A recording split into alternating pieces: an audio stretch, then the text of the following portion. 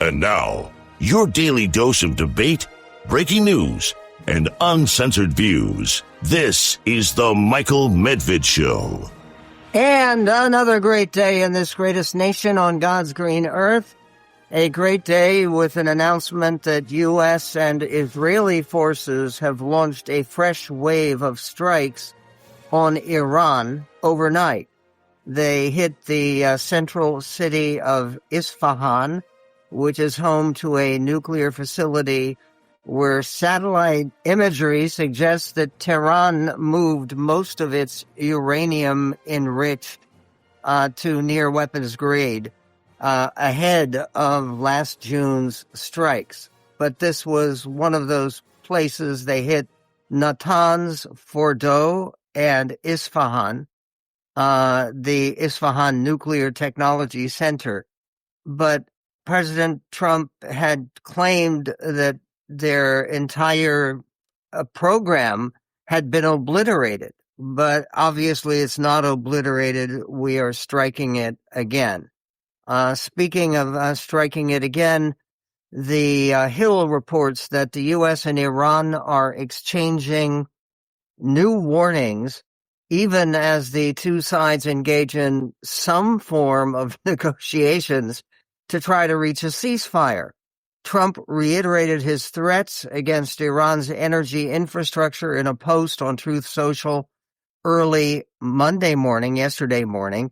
He said the U.S. is in serious discussions with more reasonable, that's his words, Iranian leaders to end U.S. operations in the country, but warned the U.S. would go forward with his threatened attack on Iranian power plants if talks fail. Great progress has been made, but if for any reason a deal is not shortly reached, which it probably will be, and if the Hormuz Strait is not immediately open for business, we will conclude, says President Trump, our lovely stay, that's his phrase, in Iran by blowing up and completely obliterating all their electric generating plants, oil wells, and Karg Island.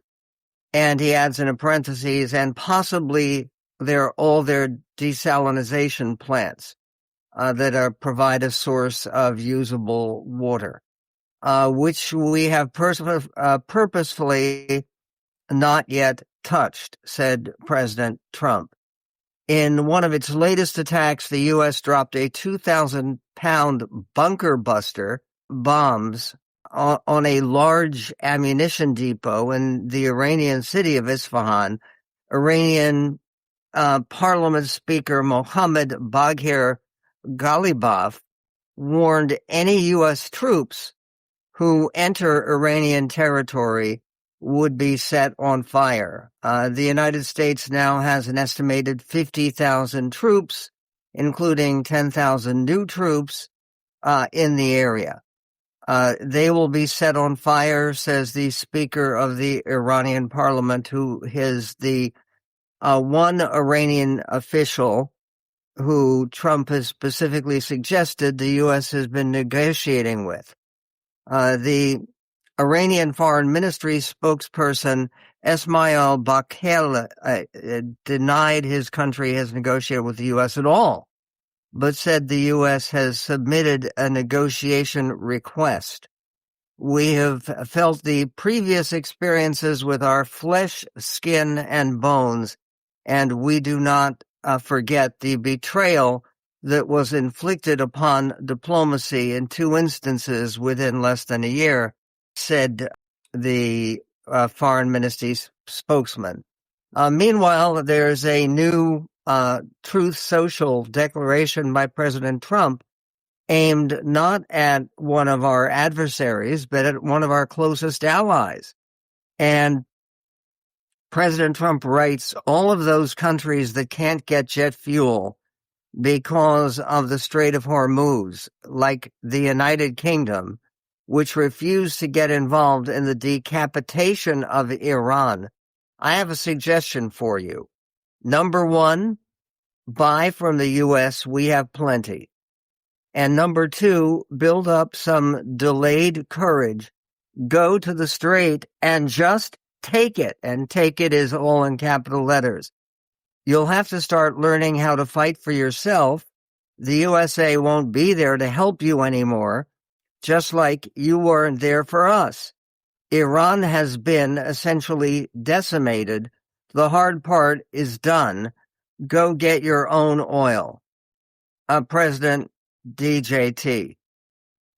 Okay, he's saying at the one hand, go get your own oil, and on the other hand, in the same statement on Truth Social, Trump is saying, get your own oil and buy from us. Which is it?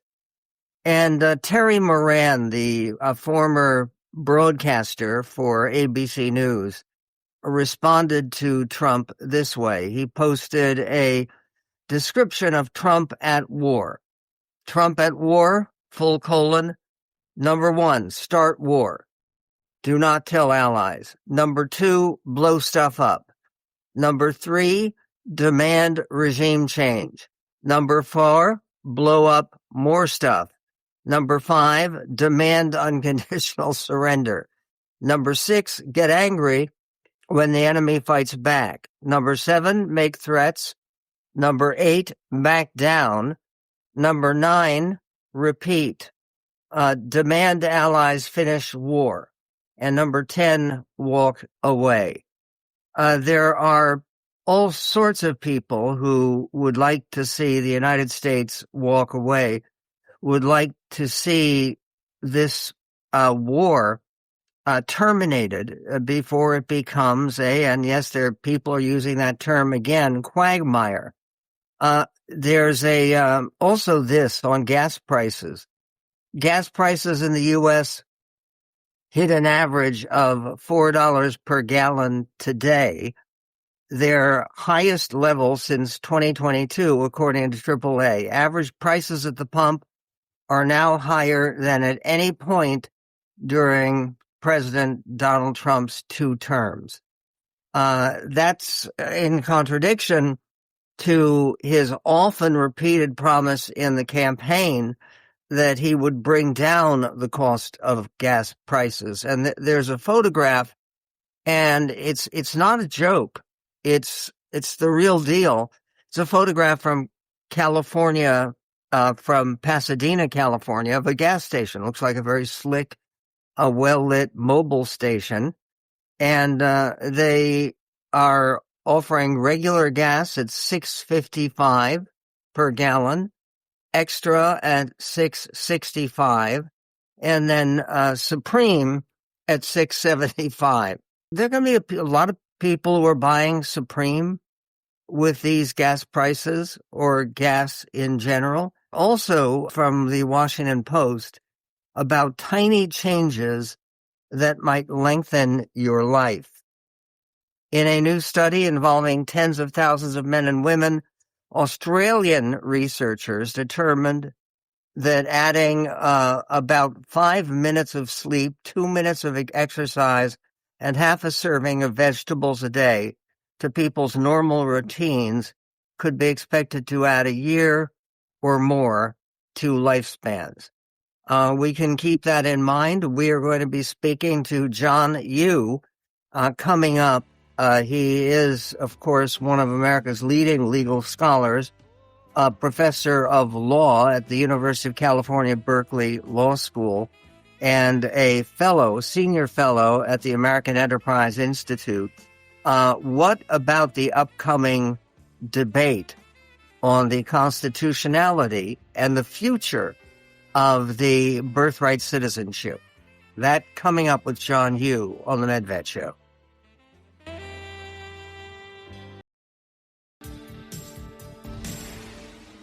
You know, in the movie Ghostbusters, they ask who you're going to call. And when it comes to the issue of birthright citizenship, which is going to be heard at the Supreme Court tomorrow, the question who you're going to call has an obvious answer. You're going to call Professor John Yoo, who has written extensively on this issue and on all sides of this issue.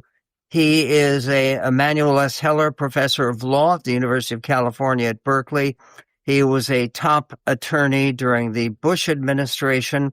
He is also a non-resident fellow at the American Enterprise Institute and the author of the best-selling and very amusing book, Politically Incorrect Guide to the Supreme Court. And with that in mind, looking for guidance with the Supreme Court, you are saying that a lot of people believe that basically when this comes before the Supreme Court, it's going to be a slam dunk because the guarantee of birthright citizenship is in the Constitution, in the 14th Amendment. You're saying that recently there have been arguments that have been put forward that make it more of an open question. What's changed? Yeah, so first, the thing that changed was President Trump. As far as I know, he's really challenged the idea that citizenship in the United States does not depend on your place of birth, where you are, but also depends on the status of your parents. I think from the time of the revolution all the way till today, the consistent practice of the government and the courts and the understanding of the Constitution throughout our nationwide has been your birthplace dictates where your citizenship, regardless of the citizenship of your parents. That is, by the way, very different from the rule that's applied in much of the world, particularly in Europe and Asia. The one great departure from that rule was the notorious Dred Scott decision, which helped precipitate the Civil War, where the Supreme Court said that is generally the rule, but not for blacks, whether slaves or free. Even if they're born in the United States, they could never be citizens. That's why the 14th Amendment was enacted by the winners of the Civil War, the radical Republicans in Congress, and they adopted this language. Anyone born in the United States is a citizen. But they qualified that text. They said, born in the United States, and then they said, and subject to the jurisdiction thereof. President Trump and his advisors think that phrase, despite the way it's been interpreted by the Supreme Court since then, despite the, I think, consistent practice of our government since then, they think that phrase means that you can't have entered the country illegally, can't be a citizen of another country, and benefit from the birthright citizenship rule. In other words, the basic change is a change in point of view, not a change by Donald Trump, but representing a change that he is offering here.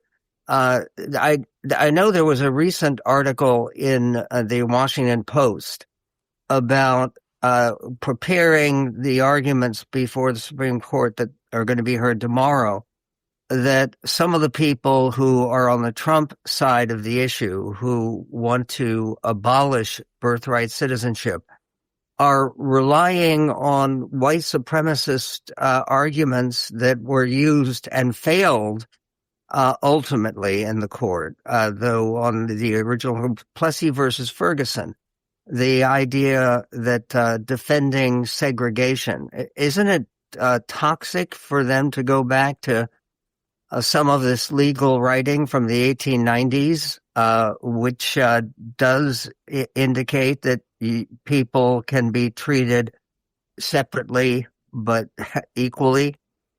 Yeah, I think, Michael, unfortunately, some of the arguments that are being made in favor of overturning this rule have their roots in sort of nativist thinking. People have been opposed to immigration, people who I think would like to return to the world where the government essentially decided who are going to be citizens or not, rather than having a strict, uniform, nationwide constitutional rule that could not be changed by elected politicians. On the other hand, I think there are serious scholars, as I said in an article in the New York Times earlier this week, there are serious scholars who delve into the original meaning of the 14th Amendment, who have produced more evidence than there used to be that there are some of the people who wrote that amendment who might have understood it to have this narrower meaning, particularly when it applies to visitors to the country or illegal aliens to the country. Now, I personally think that it's hard to claim that the people who wrote the 14th Amendment even really thought about illegal aliens, because there were no federal immigration laws until well after the amendment. Before the amendment, the United States wanted people to move here, and the United States was very generous in who it granted citizenship to.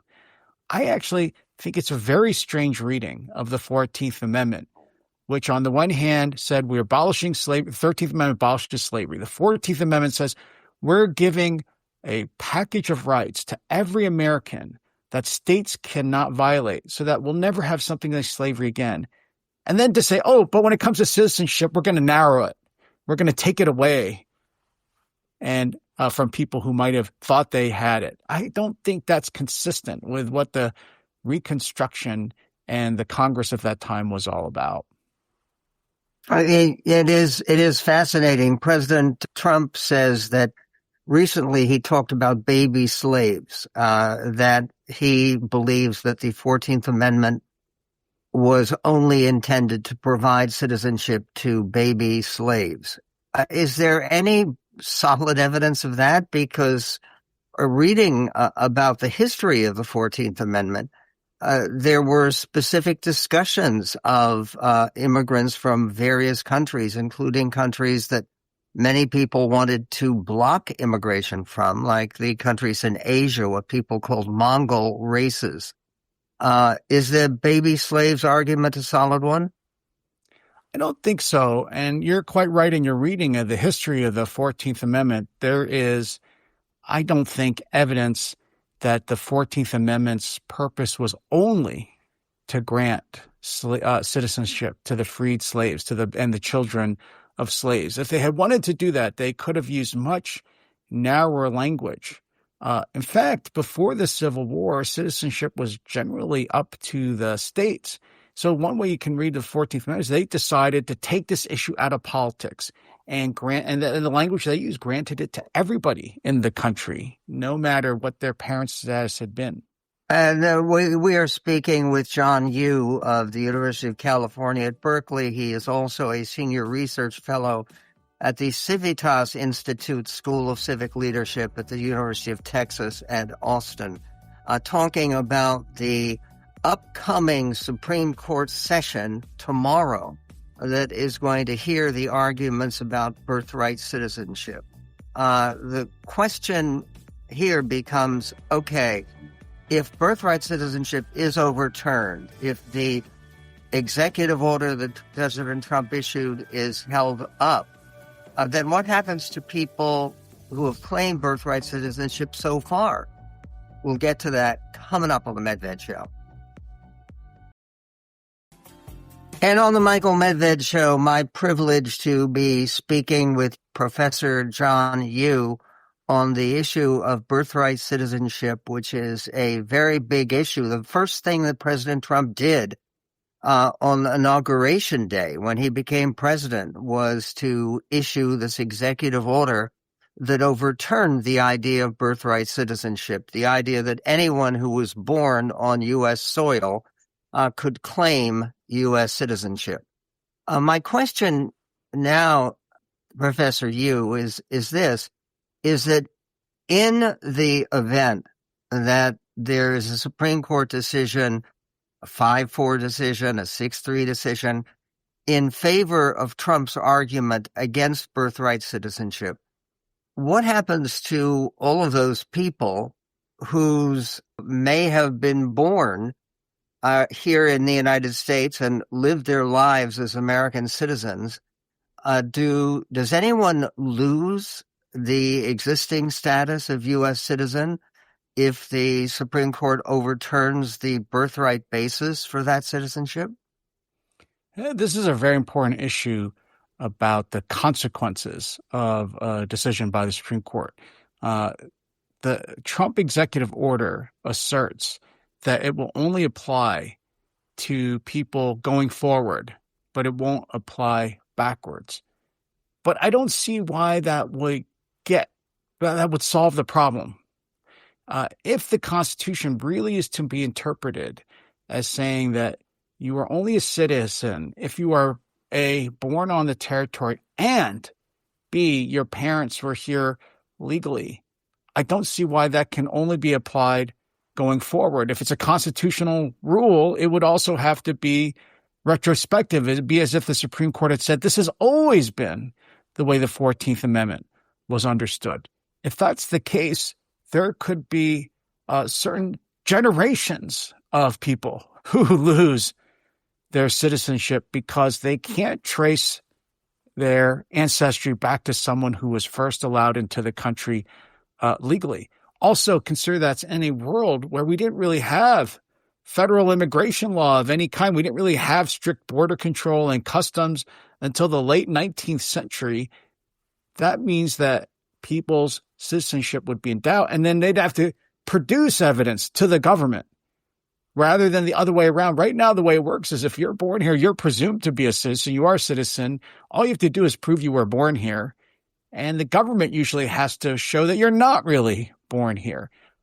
I think under a different constitutional rule, the presumption is going to completely switch, which means that the citizenship of a lot of people in our country right now who have always assumed they were citizens and their parents or grandparents were citizens may have their understandings radically disrupted and may not be able to prove their citizenship anymore.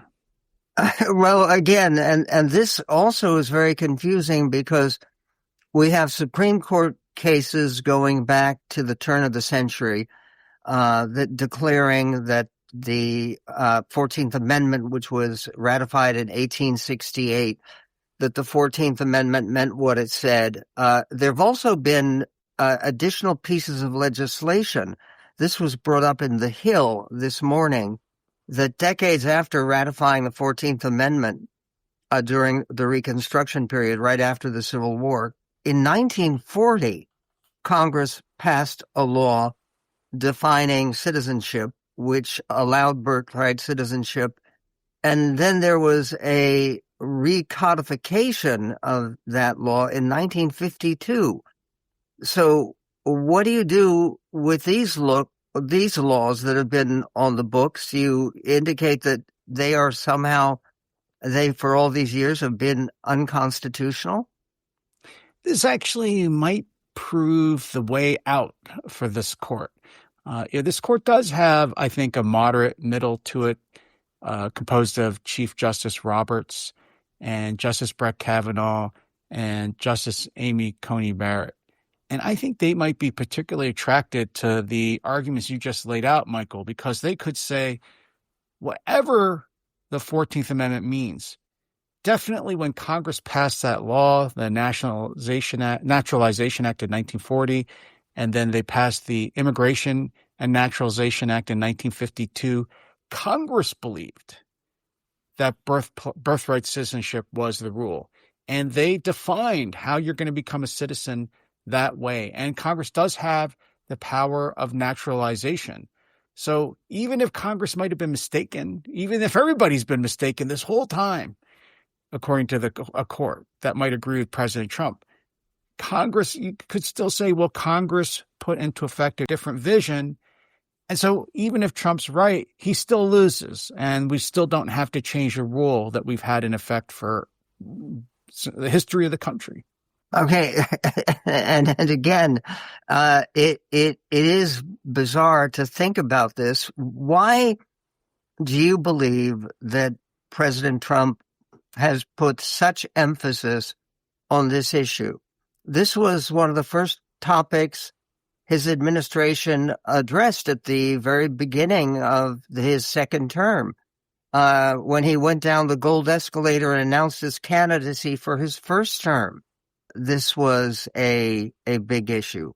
Why do you think that President Trump, who is actually the son of, on his mother's side, his mother was born in Scotland. She was not native-born American. Why is he so passionately obsessed with this issue? Michael, you will know better than me. You're much more of an expert on the political world than me. I don't think the polling shows widespread support for getting rid of this rule. I think he rolled it out as part of this whole package of efforts to try to disincentivize, to remove the incentives for people to try to come to the country illegally. But I have to say, when you look at the practical policy consequences, this is not a big deal. Under Biden, you had an estimated 3 million people coming across the border, the southern border, illegally. That's the main problem in terms of illegal immigration. The estimates are that at most there's about maybe 100,000 up to maybe 200,000 babies born in the United States a year to illegal aliens. So when you look at where the real problems are in our immigration system, they are not birthright citizenship. It's securing the southern border and restoring order to the way people are coming in and out of the country. Yeah, and you put that in context. There's also something President Trump has said many, many times. He said, we're the only country in the world that offers birthright citizenship. Actually, there are over 30 nations, like Canada, Brazil, Argentina, Mexico, that offer birthright citizenship. Isn't that right? Yes, actually, birthright citizenship is the inheritance from the Anglo-American common law. This is something the Americans kept from the British system. And so you do see it with other British countries. You also see it in some of the countries you mentioned, Michael, that are in the New World, that this was seen as part of the idea that we're breaking away from Europe. And Europe, continental Europe, did have this idea, the rules called jus sanguinis, the law of the blood, that your citizenship is really dictated by your parents and your bloodlines. And I think the United States and the other countries in the New World wanted to break away from that kind of very feudal way, I think, of looking at citizenship. Thanks to John Hugh. I know it's a busy time for you. Appreciate your participation. And I hope you will participate by subscribing to our YouTube channel for uplifting and informative conversations like this one. We will be right back on The Medved Show. Sign up today for our free weekly newsletter at michaelmedved.com.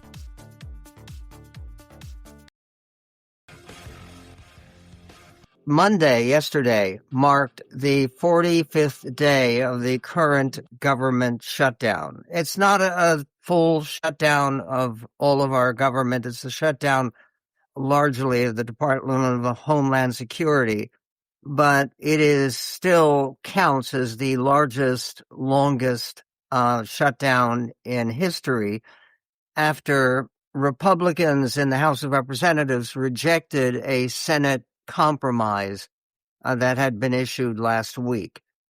Democratic demands for reform and restriction on the federal government's immigration enforcement efforts have not been fully accepted by Republican leadership, with Carolyn Leavitt, the White House press secretary, saying yesterday there had not been a change in policy of any kind at DHS, at the Department of Homeland Security. And Congress doesn't have to worry about it right now because they're on a break. They get a spring break, a 2-week recess surrounding the Easter holiday, which, of course, is coming up. And they're set to return to Washington in mid-April. The fact that they didn't stay around to try to settle, I mean, honest to goodness, it sounds like this settlement between the House and the Senate, between the Republicans and the Democrats, is more difficult than trying to negotiate an end to the war with Iran, or the same level of difficulty and frustration. Though there is some good news. The TSA is getting paid because of an executive order that President Trump issued, and I'm personally very glad that he did. The airport wait times eased substantially yesterday as many TSA workers, Transportation Security Agency, received their first paychecks in more than a month, leading to fewer absences. Lines that stretched for hours last week shrank to minutes at many airports as back pay hit employees' accounts.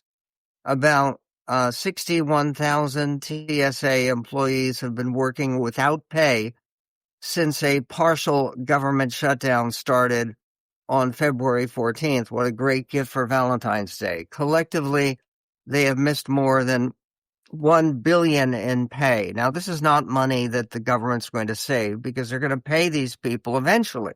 They're committed to do that. But what a mess, and how many lives were disrupted by missed planes and by hours waiting in line.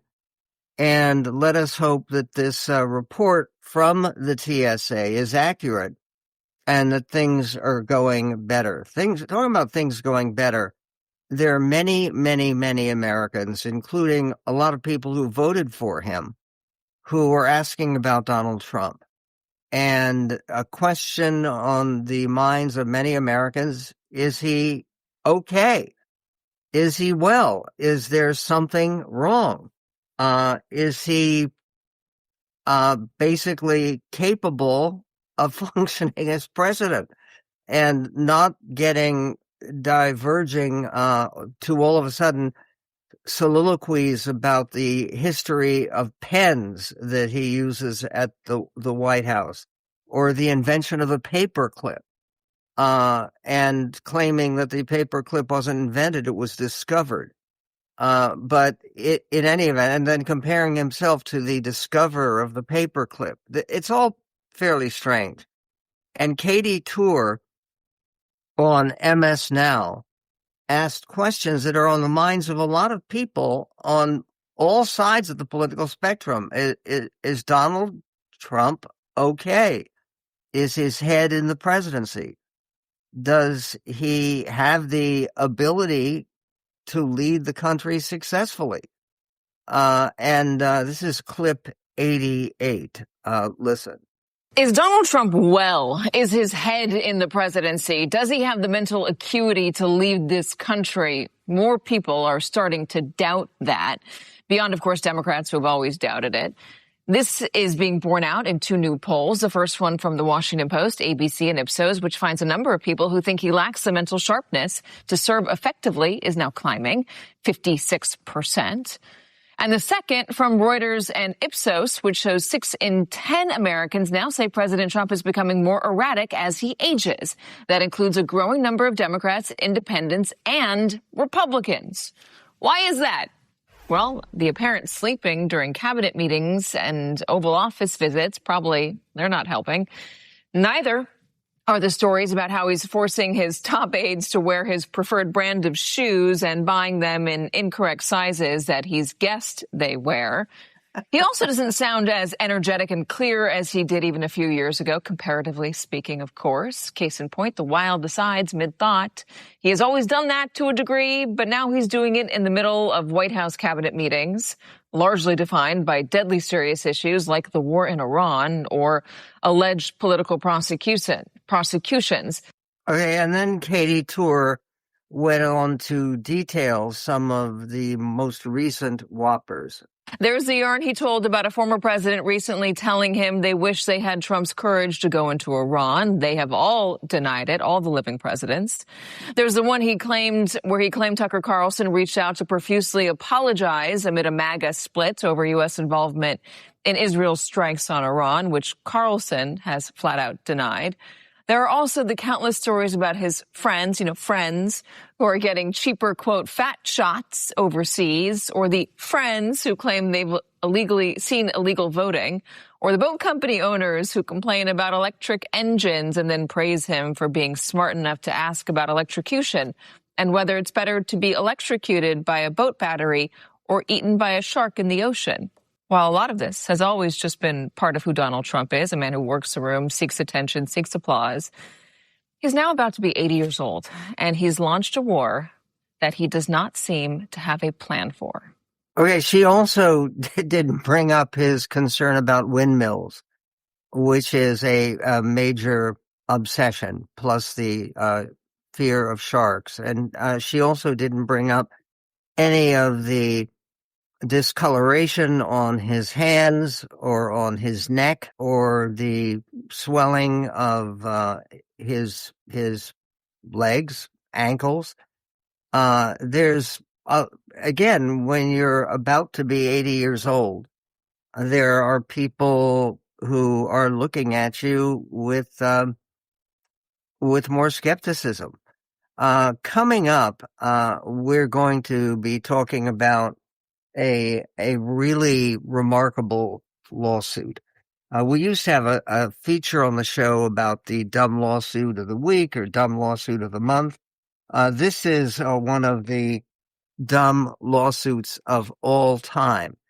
And it's a lawsuit by people suing the Capitol Police and the Washington police force that defended the Capitol building on January 6th. It's an amazing idea for a lawsuit. And again, one of those things that you can look at in Washington, D.C. and wonder what exactly is going on. And then there's another legal issue that involves a lottery, one of the big lottery winners who recently won $167 million in a lottery. When you've got that kind of money, of course, you've got it made in the shade, right? Well, why did this lottery winner turn out to be a life loser and just got himself arrested for stealing? We will get to that because this is not the first run-in with the law after winning a Powerball jackpot last year. Maybe you may be a poor loser who has now turned into a rich one.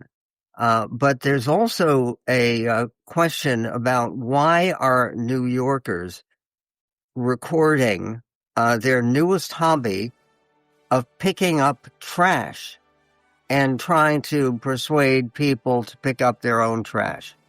That seems to me a positive development in New York, even though it has nothing at all to do with Mayor Mamzani, the socialist mayor of New York City.